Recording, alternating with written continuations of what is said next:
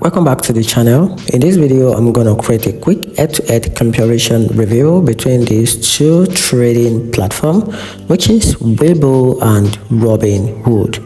So let's quickly dive into it. But before that, make sure that this review is based on collective data review, and that's it.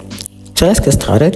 Webull is the better choice for active traders who love data, chart, and control. It offers advanced tools like paper trading options, extended hours, perfect your take trading serious, and also can feel overwhelming for beginners who just want something very simple out of the box.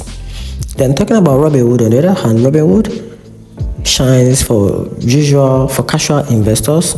It clean designs, easy crypto access, and fractional shares, which make investing effortless.